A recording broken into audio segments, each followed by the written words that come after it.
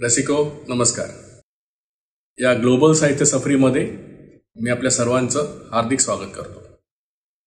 आज आपला आहे 37वा पुष्प आणि मी आज बोलणार आहे जगप्रसिद्ध मेक्सिकन लेखक कार्लोस फुंतेस याच्याविषयी आणि त्याची ती अतिशय जगप्रसिद्ध लोकप्रिय कादंबरी जी आहे the death of Artemio Cruz या कादंबरीबद्दल.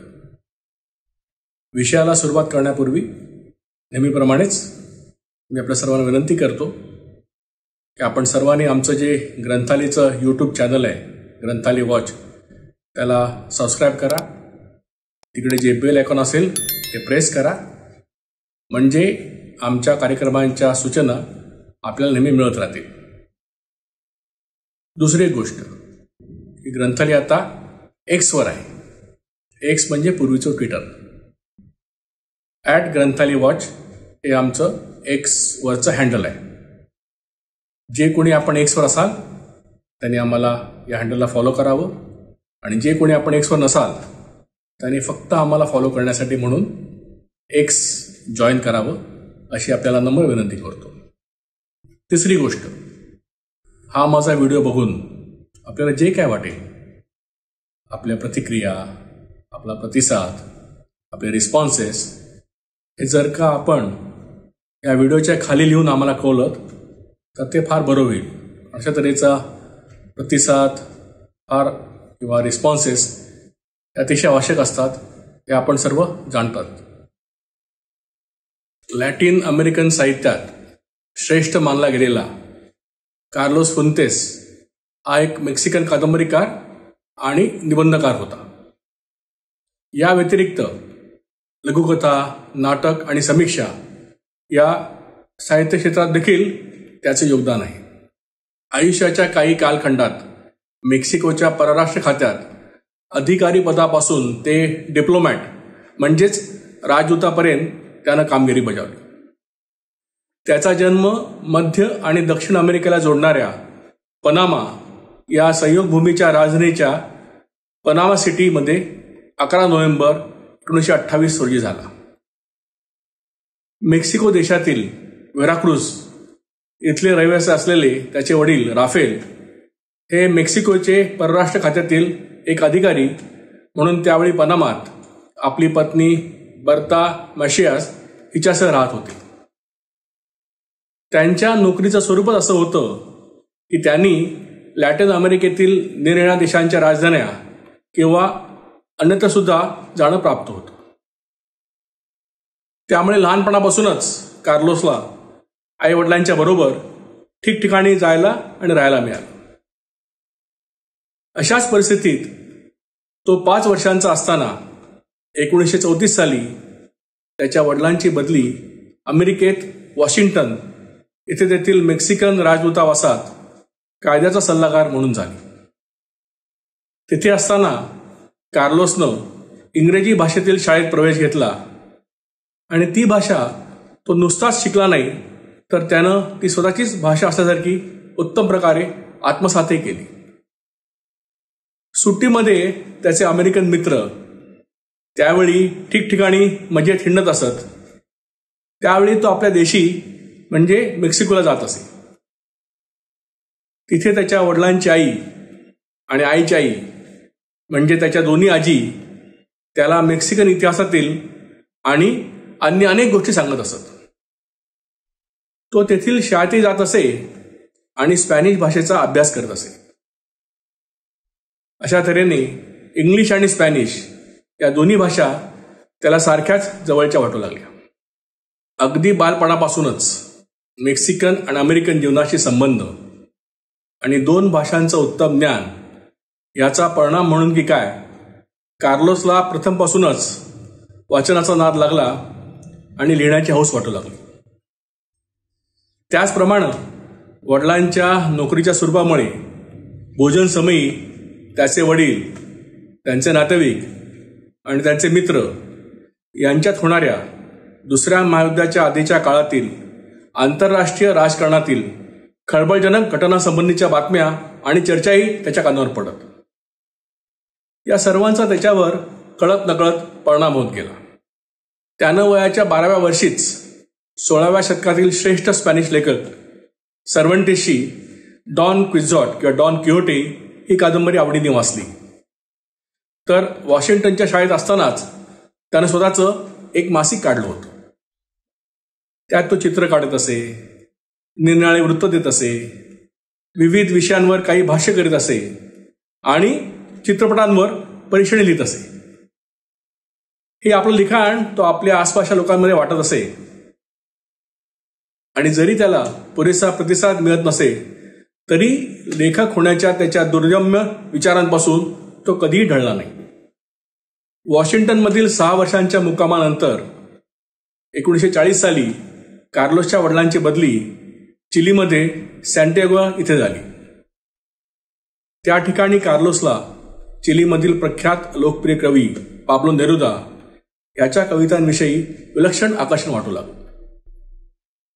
नंतर 1945 साली वयाच्या 16व्या वर्षी कार्लोस हा प्रथमच आपल्या मायदेशी मेक्सिको सिटी या शहरात राहायला आला. तेथील युनिव्हर्सिटी ऑफ मेक्सिको मध्ये त्यांनी कायद्याचा अभ्यास केला. तिथे असताना तो एका दैनिकासाठी काही काम करत असे आणि त्यानं लघुकथाही लिहिण्यास प्रारंभ केला. नंतर जिनेवा येथे institute of advance international studies यामध्ये कार्लोसनं शिक्षण घेतलं.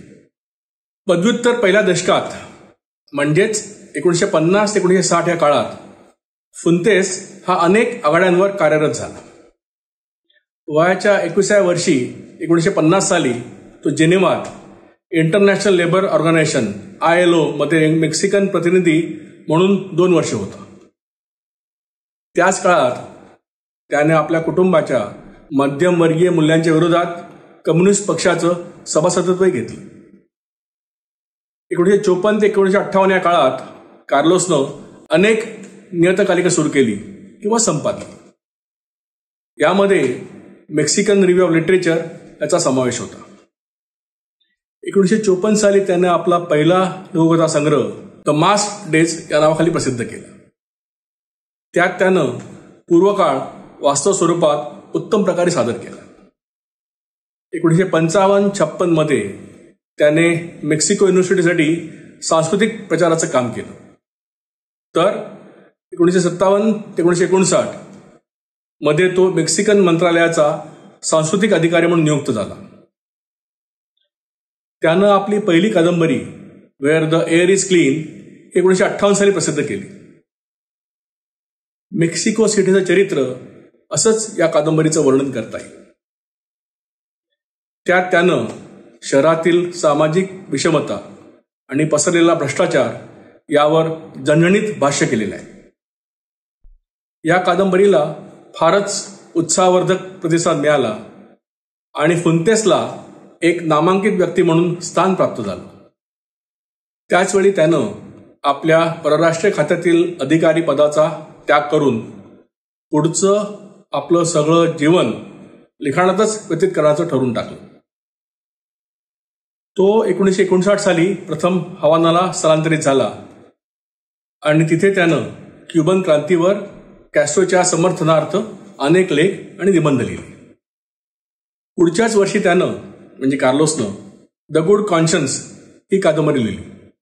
विशेष स्थान असणाऱ्या मध्यम वर्गीयांवर लिहिलेली क्लासिक मासेस कादंबरी असं हिचं वर्णन करता येईल. 1960 ते 70 हे दशक म्हणजे लॅटिन अमेरिकन साहित्याचा तेजीचा काळ, बूम पिरियड.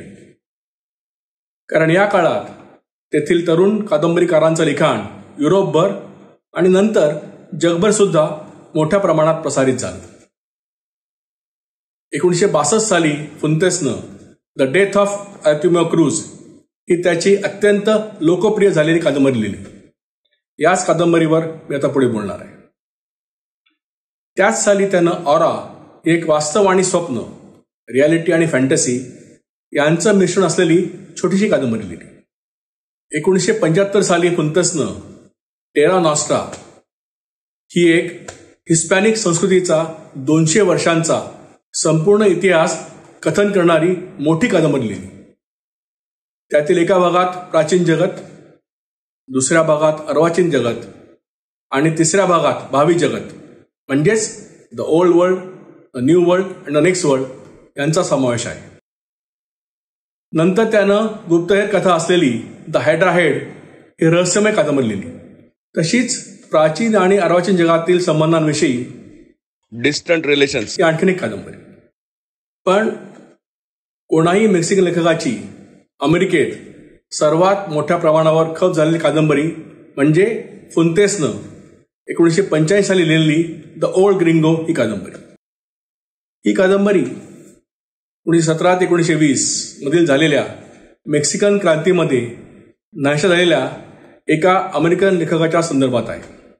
या पुस्तकात फुंतेसनं एक क्रांतिकारक असलेला अधिकारी आपल्या ध्येयापासून दूर होऊन भ्रष्टाचारी कसा बनतो हे लिहिलेलं आहे.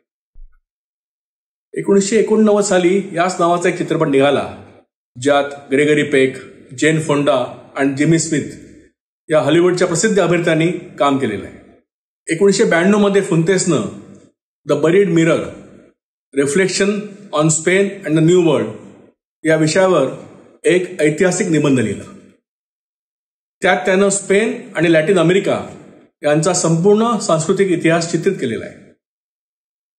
त्यानंतर 1994 मध्ये त्यानं Diana, the goddess who hunts alone he कादंबरी लिहिली. त्यात 1960च्या काळात जीन सेबर या प्रख्यात अमेरिकन नटीबरोबर आणि ख्यातनाम फ्रेंच नटी Jean Moreau. यांच्यावर असलेल्या त्याच्या स्वतःच्या प्रेम प्रकरणाचं चित्रण आहे. हे जरी असलं आणि त्यानं इतर विविध विषयांवर जरी बरंच लिखाण केलं असलं तरी आत्मचरित्र लिहायचं मात्र त्याने टाळलं. त्याच्या शब्दात सांगायचं झालं तर जसा मनुष्य मृत्यू पुढे ढकलू इच्छितो तसंच आत्मचरित्रही. आत्मचरित्र लिहिणं म्हणजे स्वतःच्या स्थळीयावर शब्द कोरणं. 1999 साली त्यानं the years with Laura Diaz ही कादंबरी लिहिली. त्यात त्यानं आपल्या गावातील कुटुंबियाविषयी लिहिलेलं आहे आणि जीवनातील स्थानासाठी धडपडणाऱ्या सामान्य नागरिकांविषयी लिहिलेलं आहे. तर क्रांती, प्रगती आणि आधुनिकता या विषयांच्या प्रश्नांवरही अतिशय मार्मिक विवेचन केलेलं आहे. फुंतेसला स्पॅनिश आणि इंग्लिश या दोन्ही भाषा उत्तम येत असल्यानं आपण कोणत्या भाषेत लेखन करावं याचा विचार करताना त्याने असं म्हटलं की स्पॅनिश माझी भाषा असल्यानं ती हाताळणं जास्त सोपं आहे. शिवाय इंग्लिश भाषेत इतके अनेक लेखक आहेत की त्यात माझ्यासारख्या एकाची भर पडल्याने फारसा फरक पडणार नाही. म्हणून त्याने शेवटी स्पॅनिश भाषेत लिहायचं ठरवलं. त्याच्या लेखनाचे विषयी मेक्सिकन इतिहास आणि संस्कृती यांच्याशी निगडीत आहेत. फुंतेसने आपल्यावर सर्वंतस, विल्यम फॉकनर आणि बाल्झाक या दिग्गज लेखकांच्या लेखनाचा परिणाम झाला आहे असं म्हटलं आहे. त्याचप्रमाणे त्याच्या लिखाणावर प्रसिद्ध क्युबन कादंबरीकार एलिजो कार्पेंतियर, अर्जेंटियन लेखक जॉर्ज लुई बोरेस यासारखे लॅटिन अमेरिकन लेखक आणि आधुनिक युरोपियन लेखक म्हणजेच जेम्स जॉईस, व्हर्जिनिया वुल्फ आणि मार्सेल प्रूस्ट यांचाही परिणाम आहे. फुंतेसला तर बाल्झाक ऑफ मेक्सिको असंच म्हणतात. फुंतेसच्या प्रदीर्घ जीवन प्रवासात असं दिसून येतं की जरी तो वृत्तपत्र, नियतकालिकं, मासिकं यात राजकीय विषयांवर लिहित असे तरी त्याचे विचार हे राजकारणाशी संलग्न असण्यापेक्षा त्याच्या मूलतः उदार असलेल्या वैचारिक तत्वांशी बांधलेले होते. वयाच्या 11व्या वर्षी त्याच्या वडिलांची चिलीमध्ये बदली झाली. त्यावेळी सॅन्टियागोतील चिलीतील प्रसिद्ध आणि प्रख्यात कवी, अत्यंत श्रेष्ठ कवी पाब्लो नेरुदा, ज्याला नंतर 1973 साली साहित्याचं नोबेल पारितोषिक मिळालं, यांच्या कवितांद्वारे त्याचा समाजवादाशी म्हणजेच सोशलिझमशी परिचय झाला. नंतर वयाच्या 21व्या वर्षी 1950 साली त्यानं कम्युनिस्ट पक्षाचं सदस्यत्वही स्वीकारलं. पण त्याचे विचार पक्षीय राजकारणाचे नव्हते, कधीच नव्हते. मूलभूत मानवी अधिकार आणि न्याय हे त्याच्या विचारधारांचं अधिष्ठान होतं. त्यांना झालेली बाधा फुंतेसला सहन करणं कठीण वाटायचं. त्यामुळे मेक्सिकोत त्याच्या लहानपणी त्यावेळी अस्तित्वात असलेल्या सत्ताधारी पक्षाच्या एकाधिकारशाहीचा तो जबरदस्त टीकाकार होता. 1953 ते 1959 दरम्यान त्यानं प्रथम क्युबामधील फिडेल कॅस्ट्रोने केलेल्या क्रांतीला आपला पाठिंबा दाखवला असला तरी नंतर त्याची एकाधिकारशाही पाहिल्यानंतर त्यानं विरोधही केला. जॉर्ज बुशच्या स्थलांतरिताविषयीच्या कारवाईला त्याचा विरोध होता. 1938 साली म्हणजे कार्लोस 9 वर्षांचा असताना मेक्सिकोनं देशातील तेलाच्या व्यापाराचं राष्ट्रीयकरण केल्यानंतर त्याचा सर्वात जबरदस्त फटका बसलेल्या अमेरिकेत त्याचे तीव्र पडसाद उठले होते. पण त्यावेळी अमेरिकन राष्ट्राध्यक्ष रुझवेल्टनं हा प्रश्न अत्यंत कौशल्याने हाताळला होता. मोठेपणी फुंतेसनं त्याच्या या कृतीचं कौतुक केलं, पण अन्यथा तो अमेरिकन परराष्ट्र धोरणाचा कठोर टीकाकार होता. त्यातच तो कम्युनिस्ट पक्षाचा सभासद होता. त्यामुळे त्याच्यावर पाळत ठेवली गेली होती आणि 1960च्या काळात त्याला अमेरिकन व्हिसा नाकारला गेला होता.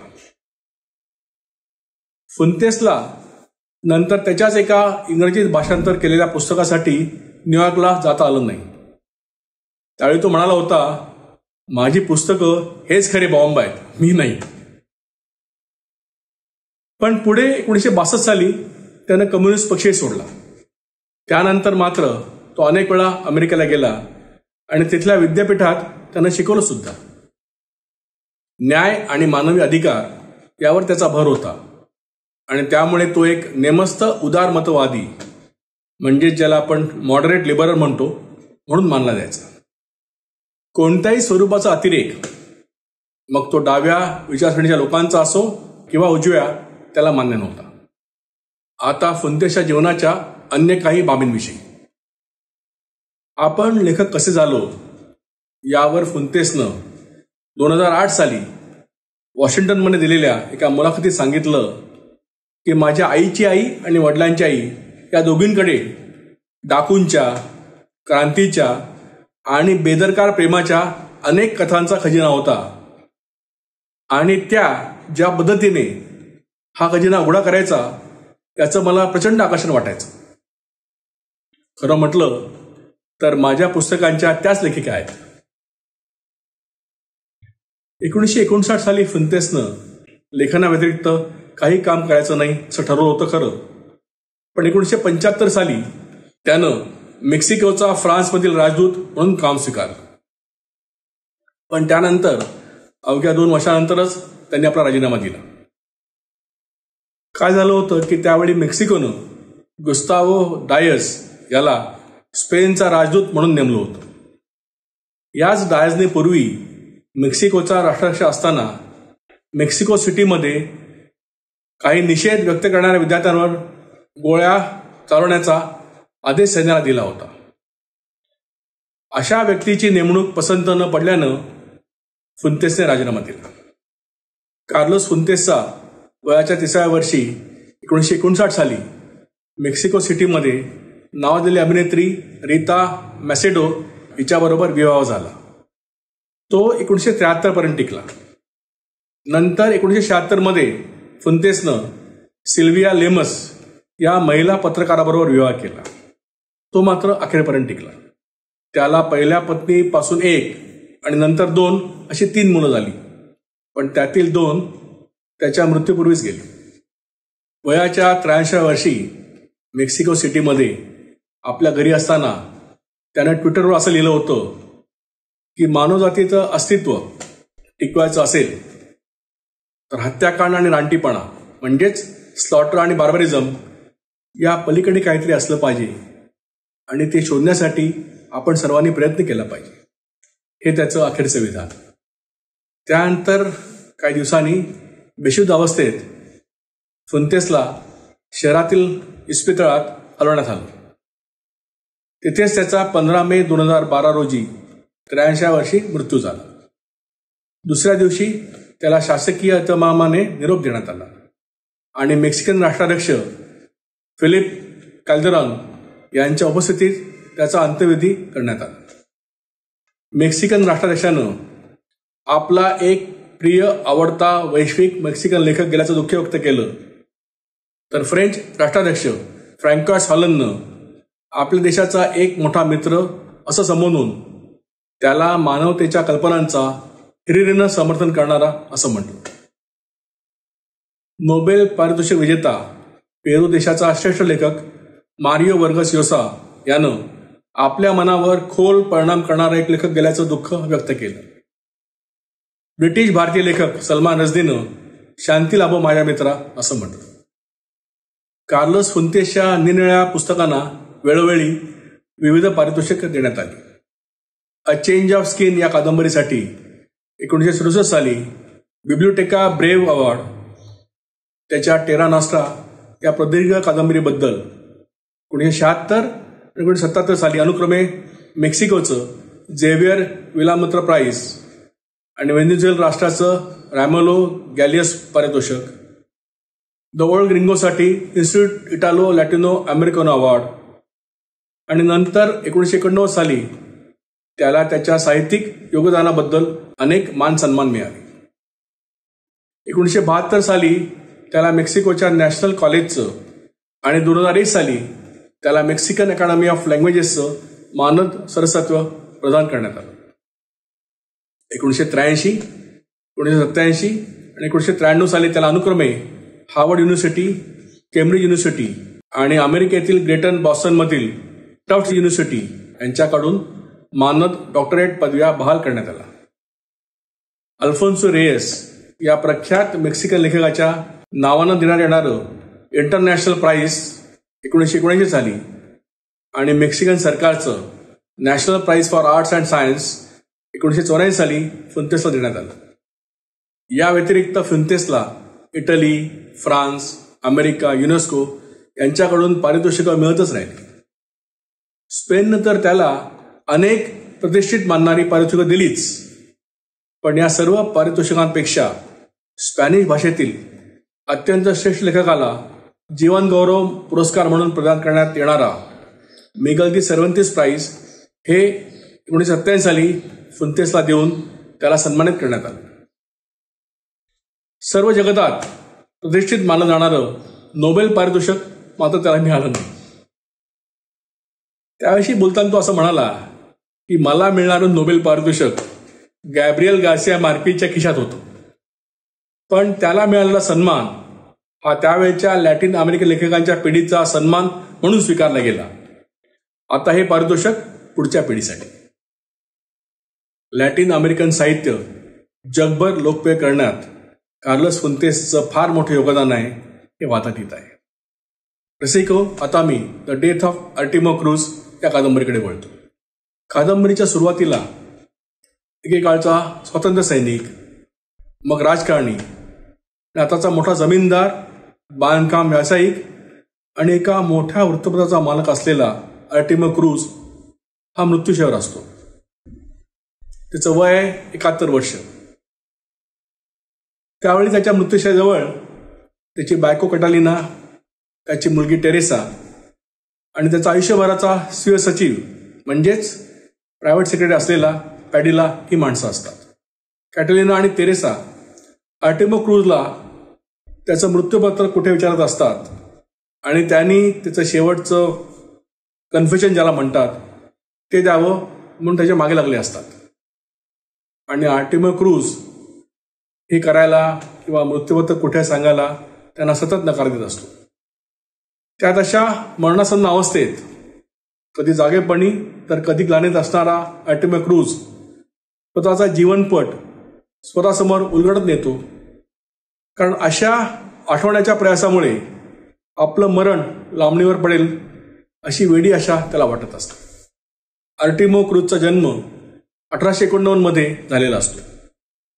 त्याचा बाप अनासैया मंचेरा हा एक श्रीमंत जमीनदार असतो आणि त्यानं आर्टिमो क्रूजच्या आईवर बलात्कार केलेला असतो.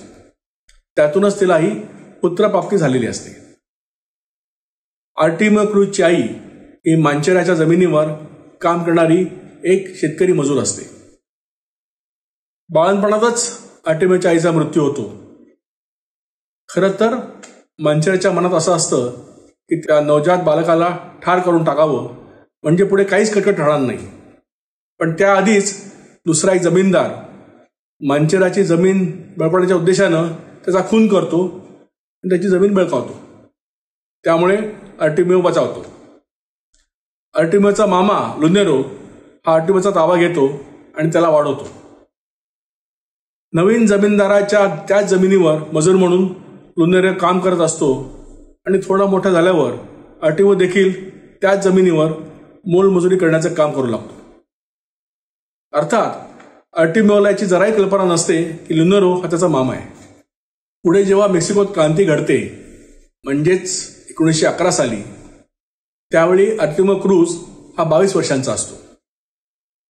आर्टिमियो क्रूज हा वेनुस्टियानो कॅरेन्झा या लष्करी अधिकाऱ्याच्या गटात सामील होतो. या कॅरेन्झाला अमेरिकन सरकारचा पाठिंबा असतो. कॅरेन्झाचा उत्तरेकडच्या फ्रान्सिस्को पॅन्चो व्हिला या दुसऱ्या लष्करी अधिकाऱ्याशी संघर्ष चालू असतो. त्याचवेळी दक्षिणेकडे त्याचा एमिलियानो झपाटा याच्या गटाशी झगडा चालू असतो. या प्रत्येक गटाची मेक्सिकोच्या भविष्याबद्दल काही विशेष विचारप्रणाली असते आणि त्यामधूनच हा संघर्ष उद्भवलेला असतो. या सगळ्याच्या मुळाशी मेक्सिकोमधील लोकशाहीचं भवितव्य हा कळीचा मुद्दा असतो. मेक्सिकोमधील क्रांती ही खरी वर्गांमधली लढाई असते, म्हणजेच क्लास वॉर्स. आर्टिमियो या लढ्यात हिरिरीने भाग घेतो. उत्तरेच्या अनेक चढायात त्याला उत्तम यश मिळतं. मग तो जिंकलेल्या जमिनी सामान्य शेतकऱ्यात व्यवहारण्याचं अत्यंत मोलाचं कामही करतो. 1913 मध्ये आर्टिमियोचं सैन्य एका गावात मुक्काम ठोकून असतं. तिथेच आर्टिमियोची रेजिना नावाच्या एका तरुणीची गाठ पडते. आर्टिमियो तिच्यावर भाळतो आणि बळजबरीने तिच्याबरोबर शरीर सुख घेतो. आधी रेजिना प्रतिकार करते खरी, पण नंतर ती त्याला प्रतिसाद देऊ लागते आणि त्या दोघांचं प्रेम प्रकरण सुरू होतं. जवळजवळ 7 महिने ते दोघं एकमेकांच्या सहवासात काढतात. एके दिवशी आर्टिमियो एका मोहिमेवरून त्या गावात परत येतो तेव्हा त्याला कळतं की त्या गावावर प्रतिस्पर्धी फौजांनी हल्ला केलेला असतो आणि गावातील अनेक निरपराधी लोकांना त्यांनी फाशी दिलेलं असतं. त्यात रेजिना देखील असते. त्यामुळे आर्टिमियोला जबर धक्का बसतो. तो फारच उद्विग्न होतो. आर्टिमियोला असंही कळतं की प्रतिस्पर्धी फौजांची एक छावणी गावाजवळच्या पुलानजीक आहे. तो तिरमिरीत त्या छावणीवर एकटाच हल्ला करतो आणि तिथे असलेल्या अनेक सैनिकांना यमसदनात झाडतो. पण त्या लढाईत तो जखमी देखील होतो. त्यामुळे मग त्याला सक्तीची विश्रांती मिळते. तेव्हा तो स्वतःच्या जीवनाविषयी, जीवनाच्या ध्येयाविषयी आणि एकंदर मेक्सिकोच्या क्रांतीविषयी विचार करू लागतो आणि त्याच्या मनात शंका येऊ लागतात. लढाई चालूच असते. पुढे 1915 मध्ये पॅन्चोव्हिलाचं सैन्य आर्टिमियोच्या एका तुकडीवर एका ठिकाणी अचानक हल्ला करतो. या लढाईत आर्टिमियो हा पॅन्चोव्हिलाच्या सैन्याच्या हाती सापडतो आणि त्याला कैद करण्यात येतं. तुरुंगात असताना आर्टिमियोची गाठ गोंझालो बर्नान एका तरुण सैनिकाशी पडते. हा गोंझालो एका श्रीमंत जमीनदाराचा मुलगा असतो, पण तरीही त्यानं या मेक्सिकन राज्यक्रांतीमध्ये कॅरेन्झाच्या बाजूनं युद्धात उडी घेतलेली असते.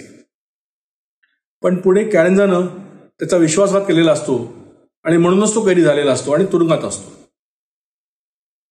कॅरेन्झाच्या दगाबाजीमुळे त्याचा पार भ्रमनिरास झालेला असतो.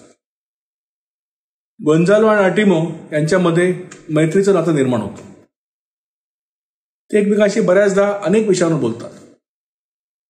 एकदा बोलण्याच्या ओघात गोंझालो आर्टिमियोला त्याच्या बहिणीविषयी सांगतो. त्या बहिणीचं नाव असतं कॅटालिना आणि ती दिसायला फारच सुंदर असते हेही आर्टिमियोला समजतं. गोंझालोशी बोलणं झाल्यानंतर आर्टिमियो सगळ्याच गोष्टींचा गांभीर्यपूर्वक विचार करतो. शेवटी तो आपली वैचारिक भूमिका बदलतो आणि पॅन्चोव्हिलाच्या सैन्याकडे जाण्याचं ठरवतो. त्याप्रमाणे तो तुरुंग अधिकाऱ्यांशी बोलून त्याची सुटका करून घेण्यासाठी त्यांच्याशी हातमिळवणी करतो. गोंझाल्याची फायरिंग स्क्वॉडच्या द्वारे हत्या केली जाते, पण त्याला वाचवण्यासाठी आर्टिमो काहीच प्रयत्न करत नाही. पुढे आर्टिमोची सुटका होते. त्यानंतर जवळजवळ 3 वर्षांनी तो गोंझालेच्या घरी त्याचा पत्ता शोधत तिथे पोचतो. गोंझालेला तो तुरुंगात भेटला असतो हे जरी तो कारण सांगतो, तरी त्याचा उद्देश गोंझालेच्या बहिणीशी म्हणजेच कॅटलिनाशी विवाह करण्याचा असतो, कारण त्यायोगे तो प्रचंड जमिनीचा मालक होऊ शकणार असतो. गोंझालेचे वडील डॉन बर्नाल यांना आर्टिमो मदतीचं आश्वासन देतो, ज्यायोगे त्यांच्या संपत्तीचा बराच हिस्सा त्यांच्याजवळच राहणार असतो. आर्टिमो जरी काही सांगत नाही किंवा उघडपणे बोलत नाही, तरी त्याची इच्छा डॉन बर्नाल ओळखतात. ते कॅटलिनाला आज्ञा करतात की तिनं आर्टिमोशी लग्न करावं.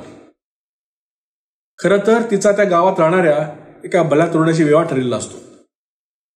डॉन बर्नाल त्या तरुणाला गाव सोडून जायला भाग पडतात. त्यामुळे कॅटलिनाचा आर्टिमोशी विवाह होण्यास आता कुठलाच अडथळा राहत नाही. आपला सौदा झालेला आहे हे कॅटलिनाच्या लक्षात येतं, पण वडिलांच्या आज्ञेसमोर ते नाराज होतो. मात्र प्रथमपासूनच तिच्या मनात आर्टिमोविषयी प्रचंड आकस तयार होतो आणि जरी ती स्वतःच्या सुखासाठी त्याची शय्यासोबत करते, तरी हा आकस कमी न होता उलट वाढतच जातो. पुढे विवाहानंतर आर्टिमो कॅटलिनाच्याच घरी राहून तिच्या वडिलांना मदत करू लागतो. डॉन बर्नाल स्वतःच्या मृत्यूनंतर सगळ्या संपत्तीची म्हणजेच जमिनीची मालकी कॅटलिनाकडेच ठेवतात, पण या जमिनीच्या नियमनाची सगळी सूत्र मात्र आर्टिमोकडे सोपवतात. अशा तऱ्हेनं शेवटी डॉन बर्नालच्या मृत्यूनंतर आर्टिमोची योजना सफल होऊन प्रचंड संपत्ती त्याच्या नियंत्रणाखाली येते. लग्न झाल्यानंतर आणि जमिनींचा ताबा मिळाल्यानंतर आर्टिमोचा नूरच बदलून जातो. सत्ता आणि पैसा हेच त्याचं ध्येय बनतं आणि ते साध्य करण्यासाठी धडपड करू लागतो. कॅटलिना आणि आर्टिमो या दोघांमध्ये प्रेम भावनेचा जराही लवलेश नसतो. आपल्या संपत्तीची सगळी सूत्र आर्टिमोकडे आहेत ही बाब कॅटलिनाला सतत खटकत असते. सत्ता आणि पैशाचा पाठपुरावा करताना आर्टिमो अनेक अवैध मार्गांचा बिनदिक्कत वापर करतो. अनेक अवैध मार्गांनी तो अनेक जमिनीचा ताबा मिळवतो. त्याची जमिनीची मालकी अनेक पटीने वाढते. तो आता चांगला श्रीमंत होतो. पण केवळ पैशानं आर्टिमोचं समाधान होत नाही, तर त्याला तर सत्ताही पाहिजे असते. आर्टिमो मेक्सिको सिटीमधलं एक प्रमुख वृत्तपत्र विकत घेतो. याचा उपयोग तो आपली संपत्ती अधिक वाढवण्यासाठीच करतो. त्याचा दरारा देखील मेक्सिकोच्या राजकारणात वाढू लागतो. अनेक धंदेवाईकांकडून म्हणजेच बिझनेसमॅनकडून तो बळजबरीमध्ये खंडणी वसूल करू लागतो, कारण त्यांच्या सगळ्या बांधणीची त्याच्याकडे कुंडलीच असते. एवढंच नव्हे तर आर्टिमो पुढे अनेक राजकीय पुढाऱ्यांना लक्ष्य करतो, जे त्याच्या आदेशाप्रमाणे वागण्यास नकार देतात. अनेक राजकीय पुढाऱ्यांची नावं, लौकिक प्रतिष्ठा किंवा त्यांचं जीवनच जुळलेला मिळवण्यात आर्टिमोचा हात असतो. स्वतःची दहशत देशभरात पसरवण्यात आर्टिमो यशस्वी होतो. आर्टिमो इतकंच करून थांबत नाही, तर देशाची मौल्यवान साधन सामग्री किंवा साधन संपत्ती भ्रष्ट मार्गाने अमेरिकन धंद्यात नेण्यासाठी तो उत्तेजन देतो, लोकांना मदतही करतो. यात मेक्सिकोचा काहीच फायदा होत नाही, पण अमेरिकन धंद्यांना खूप मोठी मदत होते आणि मेक्सिकोतील भ्रष्ट उद्योजकही गब्बर होतात. आर्टिमो आणि कॅटलिनाला एक मुलगा असतो. त्याचं नाव असतं लॉरेन्झो आणि त्यांना एक मुलगी असते, त्याचं नाव असतं तेरेसा. जेव्हा लॉरेन्झो 12 वर्षांचा होतो तेव्हा त्याला आर्टिमो त्याची जमीन असलेल्या कोकियो या जागी पाठवतो आणि ती इस्टेट त्याने चालवावी अशी त्याला आज्ञा करतो. कॅटलिनाचं आपल्या मुलावरती वेडं प्रेम असतं आणि तिला दुःखी करण्यासाठी मुद्दामूनच आर्टिमो लॉरेन्झोला त्यांच्यावर असं लांब दूर असलेल्या त्या जागी पाठवून देतो. लॉरेन्झो हा अतिशय ध्येयवादी प्रवृत्तीचा असतो. जेव्हा तो 17 वर्षाचा होतो तेव्हा त्याच्या विशिष्ट ध्येयावर असलेल्या श्रद्धेमुळे तो आपल्या सुखासीन आयुष्याचा त्याग करतो आणि स्पॅनिश यादवी युद्धात फॅसिस्टांच्या विरुद्ध लढाईत सामील होतो. या युद्धात लॉरेन्झोचा दुर्दैवाने बळी जातो. आर्टिमोला आता केवळ त्याची मुलगी टेरेसा हीच असते, पण तो जाणून बुजून तिच्याकडे पूर्ण दुर्लक्ष करतो. त्याचे आणि केटलनाचे संबंध आता पूर्णपणे दुरावलेले असतात. अर्टिमो क्रूज असं एकाकी जीवन जगत असतो, पण हे सगळं घडलं असतं त्याच्यामुळेच. मरणासन्न अर्टिमो शेवटपर्यंत आपल्या स्मरणशक्तीच्या सहाय्याने आपला गत इतिहास आठवत राहतो आणि त्यायोगे तो मृत्यूशी झुंज देत राहतो. त्याच्या सडत जाणाऱ्या शरीराची त्याला वेदनाप्रद जाणीव होत असते आणि त्याबद्दल काही करायला तो असमर्थ आहे हे त्याला कळून चुकतो. तो स्वतःची अशी खात्री करण्याचा प्रयत्न करत असतो की त्याने आयुष्यात जे काय अवैध मार्ग वापरले होते, ज्या व्यक्तींचे आयुष्य त्याने बर्बाद केलेली होती, हे त्यानं ग्रेटर गुडसाठीच म्हणजे सगळ्यांच्या भल्यासाठीच केलेलं असतं, केवळ स्वतःच्या स्वार्थासाठी नाही, तर कधी देशासाठी, कधी समाजासाठी, तर कधी स्वतःच्या कुटुंबासाठी. त्यानं एक ध्येयवादी म्हणजेच ऑनरेबल आयुष्य व्यतीत केलेलं असतं, हे तो स्वतःला पटवून देण्याचा आटोकाट प्रयत्न करीत राहतो. कॅटलिना आणि टेरेसा अर्टिमोकडे सतत त्याचं मृत्यूपत्र कुठे आहे म्हणून विचारत असतात. प्रथम तो काही ठाम पत्ता लागू देत नाही, पण शेवटी कंटाळून तो त्यांना ते मृत्यूपत्र कुठे आहे ते सांगतो. पण हे देखील तो खोटंच सांगतो. शेवटी अर्टिमो क्रूजचा मृत्यू होतो. त्याच्या मृत्यूनंतर जेव्हा त्याचं मृत्यूपत्र मिळतं तेव्हा त्याच्या कुटुंबियांना कळतं की अर्टिमोनं आपली सारी मालमत्ता त्याच्या स्वीय सचिवाला म्हणजेच पॅडिलाला दिलेली आहे. आणि रसिको, ही कादंबरी इथेच संपते. कार्लस फुंतेसची ही असामान्य कादंबरी एका अर्थानं एक ऐतिहासिक कादंबरी आहे असं म्हणता येईल. कारण मेक्सिकोतील राज्यक्रांती आणि त्यानंतर मेक्सिकोत घडलेल्या अनेक घटनांचा किंवा प्रसंगांचा यात उल्लेख आहे. पण या कादंबरीचा नायक अर्टिमो क्रूज हा मात्र पूर्णपणे काल्पनिकच आहे आणि या कादंबरीतल्या बऱ्याचशा व्यक्तिरेखाही पूर्णपणे काल्पनिक आहेत. इतिहासातील काही खऱ्या व्यक्तींचा काही ठिकाणी केवळ उल्लेख केलेला आहे. फुंतेसची या कादंबरीची रचना अत्यंत वेगळ्या आणि वैशिष्ट्यपूर्ण रीतीने केलेली आहे. मी आत्ताच आपल्याला या कादंबरीच्या कथानकाचा गोषवारा सांगितला आणि तोही घटनांच्या कालक्रमानुसारच. पण कादंबरीचं कथानक फुंतेसनं घटनांची अशी योजनाबद्ध क्रमवारी न करताच कथन केलेलं आहे. कादंबरीची सुरुवातच अर्टिमो क्रूज हा त्याच्या मृत्यूशय्यावर आहे या घटनेपासून होते. मृत्यूशी झगडत असताना जागेपणीच्या आणि बेशुद्धीच्या सीमारेषेवर एका प्रकारे ग्लानीत असताना अर्टिमोला त्याच्या आयुष्यातले काही ठळक प्रसंग आठवतात. अर्टिमो ग्लानीत असल्यामुळेच त्याची आठवणही जणू वेगळ्या प्रसंगांमध्ये हिंदकळत असते. त्यामुळे त्याला आठवणाऱ्या घटनांचा क्रम सालानुसार असा बिलकुल नाही.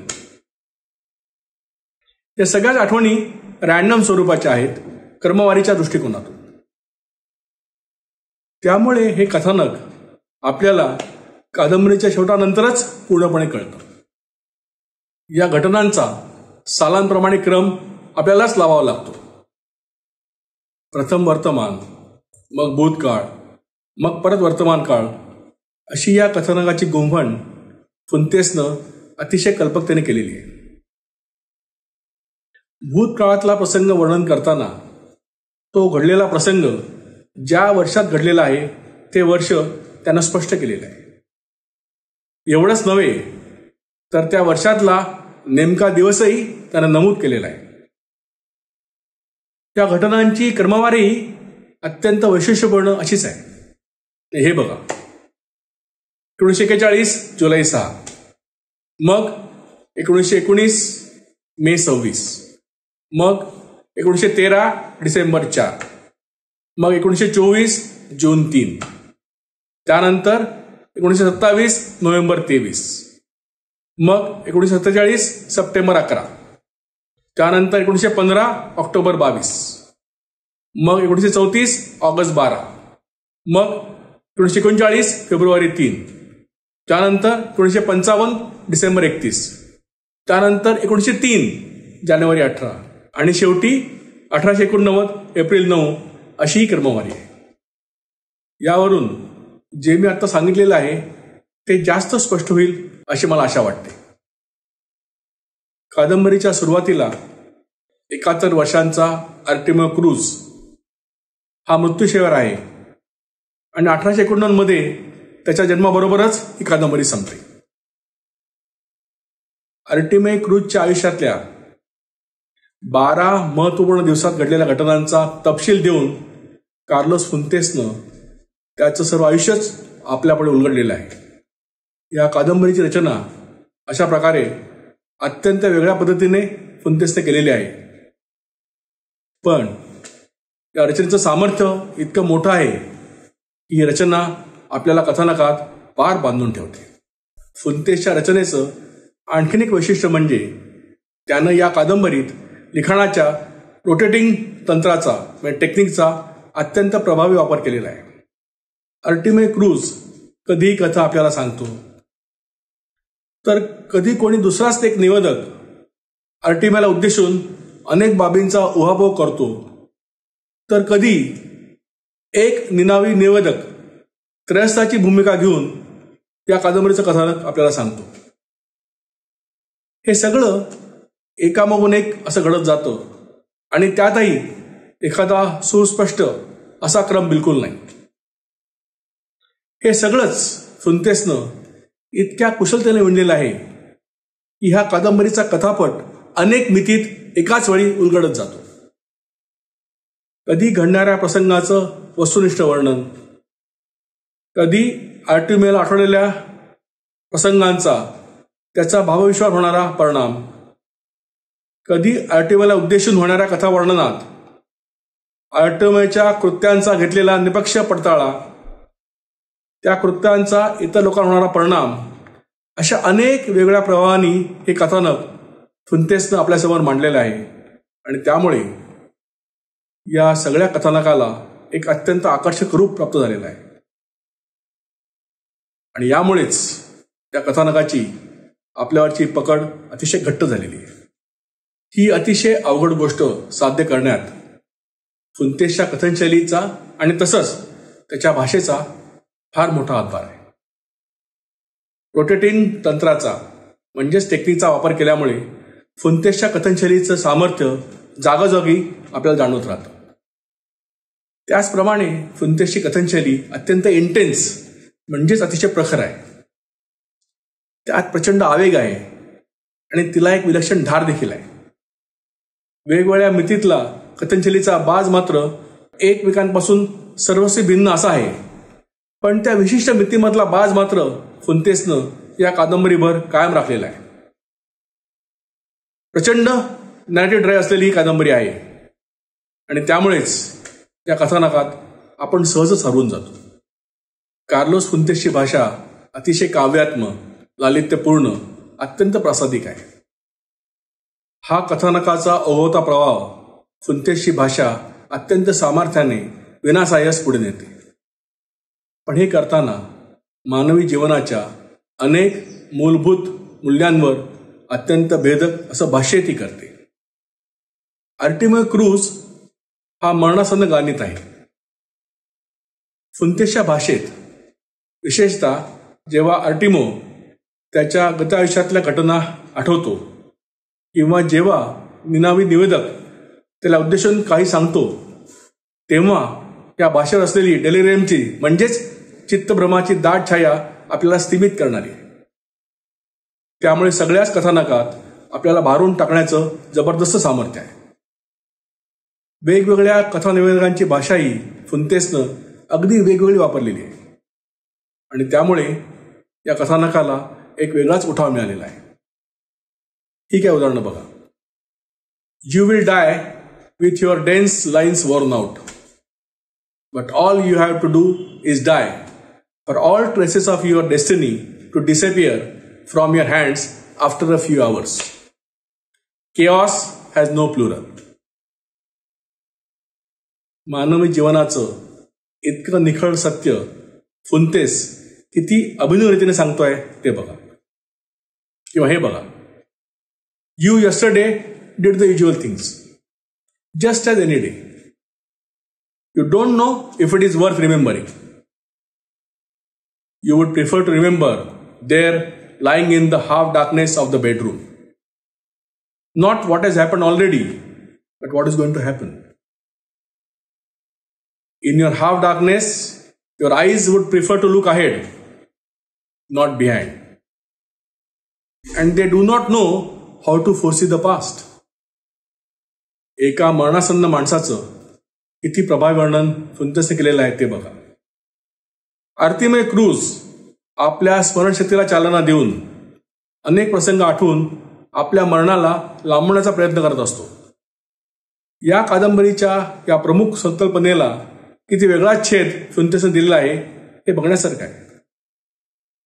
किंवा हे बघा, one wants to tell a story like Scheherazade in order not to die. It is one of the oldest urges in mankind. It is a way of stalling death. Arabian नाईट्सचा किती परिणामकारक उपयोग फुंतसने केलेला आहे आणि हे करताना त्यानं मानवी जीवनाचं एक चिरंतन सत्य किती सहजपणे सांगितलेलं आहे ना ते बघा. कधी तात्विक, कधी वैचारिक, कधी भावनावश, कधी वस्तुनिष्ठ असणाऱ्या कार्लोस फुंतेसच्या भाषेवर डेलिरियमची म्हणजेच चित्तभ्रमाची दाट छाया आहेच. आणि त्यामुळे या कादंबरीचं सगळंच कथानक काही वेगळ्याच पातळीवर घडत असल्याची आपल्याला सतत जाणीव होत राहते. ही अतिशय उल्लेखनीय गोष्ट आहे. या कादंबरीला अतिशय वेगळी उंची देण्यामध्ये फुंतेसच्या या जबरदस्त भाषेचा फार मोठा हात आहे. मूलतः स्पॅनिशमध्ये लिहिलेल्या या भाषेचा प्रभाव इंग्रजी भाषांतरातही अतिशय प्रकर्षाने जाणवावा अशी या भाषेची थोरवी आहे. या कथानकाच्या अतिशय अभिनव बांधणीमुळे जॅन फुंतेसनं रोटेटिंग तंत्राबरोबरच फ्रेम विदिन फ्रेम या तंत्राचाही अतिशय प्रभावी वापर केल्यामुळे या कथानकाला इतकं आगळं वेगळं रूप मिळालेलं आहे. कथानकाचा वेग किती हा प्रश्न आपल्याला कधी पडतच नाही. फ्रेम विदिन फ्रेम म्हणजे असं की या कादंबरीत घडत जाणाऱ्या घटना केवळ आर्टिमो क्रूजच्या मनातच घडत आहेत हे इथे लक्षात ठेवणं आवश्यक आहे. कथानक तसं अत्यंत गतिमान आहे, पण या कथानकाच्या वैशिष्ट्यपूर्ण बांधणीमुळे हे पटकन आपल्या लक्षात येत नाही. वेगवेगळ्या कालखंडातल्या आणि त्याही क्रमवार नसलेल्या घटनांची अतिशय लीलया गुंफण कार्लोस फुंतेसनं केल्यामुळेच हे साध्य झालेलं आहे असं म्हटल्यास ते वावगं ठरू नये. आपण एखादा चित्रपटच बघत आहोत असं आपल्याला ही कादंबरी वाचताना नेहमी वाटत राहतं. इतके त्यातले प्रसंग मोजक्याच शब्दात फुंतेसनं अत्यंत सामर्थ्याने आपल्यासमोर मांडलेले आहेत. संवाद आणि संभाषण रूढ अर्थाने या कादंबरीत कमीच आहेत, पण त्या निनावी निवेदकाचं जे एकतर्फी आर्टिमो क्रूजशी संभाषण होतं ते इतकं ताकदवान आहे. मानवी जीवनाच्या अनेक मूलभूत पैलूंना इतकं कवच घेणार आहे की ते केवळ अजोडच आहे. सरळ साध्या संवादातून अनेक व्यक्तींची अंतरंग सहजच आपल्यासमोर साकार करण्याची अजब किमयाही फुंतेसनं या एका अर्थे मर्यादित असलेल्या संवादांद्वारे केलेली आहे. अतिशय मोठा कालखंड असणारं हे कादंबरीचं कथानक आहे आणि त्यामुळे साहजिकच या कादंबरीत व्यक्तिरेखांची संख्या बरीच आहे. तरी प्रमुख व्यक्तिरेखांची संख्या मात्र मर्यादितच आहे. यामध्ये आर्टिमो क्रूजचा अतिशय कठीण परिस्थितीत सांभाळ करणारा त्याचा मामा लुनरे हा आहे, जो मुलेटो जातीचा आहे आणि अतिशय धीराचा तेवढाच प्रेमळ आहे. त्यात आर्टिमोवर वेडप्रेम करणारी रेजिना आहे, जिचा मेक्सिकन यादविरुद्धात हकनाक बळी जातो आणि जिच्या दुर्दैवी मृत्यूमुळे आर्टिमो आमूलाग्र बदलतो. यात आर्टिमोचा सासरा म्हणजेच डॉन बर्नाल हा एक श्रीमंत जमीनदार आहे. तो स्वतःची संपत्ती आणि जमिनीवरची मालकी जपण्यासाठी आपल्या मुलीचा बिनदक्कतपणे आर्टिमोशी विवाह लावून देतो, त्याचा सौदा करतो. एवढंच नव्हे तर स्वतःच्या मृत्यूनंतर जरी तो सगळ्या संपत्तीची मालकी कॅटलिनाकडे ठेवतो, तरी या संपत्तीच्या नियमनाची सगळी सूत्र तो मात्र आर्टिमियोकडे सोपवतो. या डॉन बर्नालचा मुलगा आणि कॅटलीनचा भाऊ असलेला गोन्झालो बर्नाल हा एक ध्येयवादी तरुण आहे, ज्याची मेक्सिकन यादवी युद्धात निर्घृण हत्या केली जाते फायरिंग स्क्वॉडच्या दारी. यात आर्टिमियोचा मुलगा असलेला लॉरेन्झो क्रूज हा आहे, जो अचानक स्वतःच्या सुखासीन आयुष्याचा त्याग करून एका ध्येयाने प्रेरित होऊन स्पेनच्या यादवी युद्धात भाग घेतो आणि ज्याचा त्या युद्धात अकाली मृत्यू होतो. त्यात टेरेसा ही आर्टिमियोची मुलगी आहे, जिच्याकडे आर्टिमियो कायम दुर्लक्ष करतो आणि त्यामुळे तिच्या मनात बापाविषयी अतिशय कडवट भावना निर्माण झालेली असते. यात आर्टिमियोची पत्नी कॅटालिना आहे, जिला माहिती आहे की तिचा उपयोग तिच्या वडिलांनी आणि आर्टिमियोनी केवळ त्यांच्या स्वार्थासाठी केलेला आहे आणि त्यामुळे तिच्या मनात आर्टिमियोविषयी केवळ विखारी तिरस्कार आहे. जरी शरीर सुखासाठी तिनं विवाहानंतर काही काळ आर्टिमियोची शय्यासोबत केलेली असते तरी कॅटलिना आणि टेरेसा आर्टिमियो मरणासन्न असताना त्याच्या इसिडीची अपेक्षा बाळगून असतात, हे इथं लक्षात ठेवणं आवश्यक आहे. पुढे आर्टिमियोची नात असलेली ग्लोरिया छोटी मुलगी आहे. टेरेसा नवरा असलेला गेरार्डो आहे. यात आर्टिमियोचा सर्वात विश्वासू असलेला त्याचा स्वीय सहायक म्हणजेच प्रायव्हेट सेक्रेटरी पॅडेल आहे, ज्याने आयुष्यभर आर्टिमियोची त्याच्या सगळ्या भल्याबुऱ्या कृत्यात त्याची साथ दिलेली असते आणि ज्याला आर्टिमियो शेवटी आपली सगळी इस्टेट देऊन त्याच्या निस्सीम सेवेची कदर करतो. ओझरचा संदर्भ असलेले मेक्सिकन राज्यक्रांतीचे वेगळे पुढारी आणि काही लष्करी अधिकारी आहेत. पुढे आर्टिमियोची प्रेमिका असलेली लॉरा आहे. या सगळ्याच व्यक्तिरेखा फारसा तपशील न देता मोजक्याच शब्दात आणि तेही बहुतांश आर्टिमियोच्या नजरेतूनच फुंतेसनं इतक्या ताकदीने आपल्यापुढे साकार केलेल्या आहेत की त्या कादंबरी जिवंत झालेल्या आहेत. पण ही सगळी कादंबरी आर्टिमियो क्रूजवरच केंद्रित झालेली आहे. एका जमीनदाराचा अनारस पुत्र, ज्याचा जन्मच एका गुन्ह्यामुळे झालेला आहे. मग आपल्या बापाच्या जमिनीवर काम करणारा सामान्य मजूर, मेक्सिकन क्रांतीत ध्येयवादाने प्रेरित होऊन हिरीरीने लढणारा तरुण, पण यादवी युद्धात झालेल्या अधुमानमुळे आपली निष्ठा सोडून पक्ष बदलणारा आणि स्वतःचा बचाव करणारा. त्यासाठी गॉन्झालो बर्नाल सारख्या ध्येयवादी तरुणाचा बळी देणारा.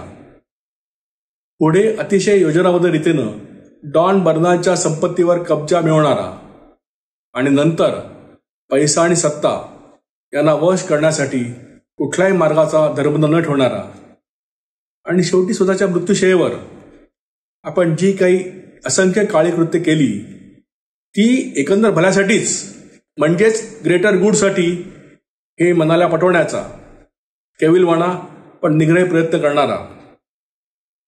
ही आर्टिमियो क्रूजची वेगवेगळ्या कालखंडातली वेगळी रूपं फुंतेसनं आपल्या जबरदस्त लेखणीच्या सामर्थ्याने आपल्यासमोर मूर्तिमंत साकारलेली आहेत.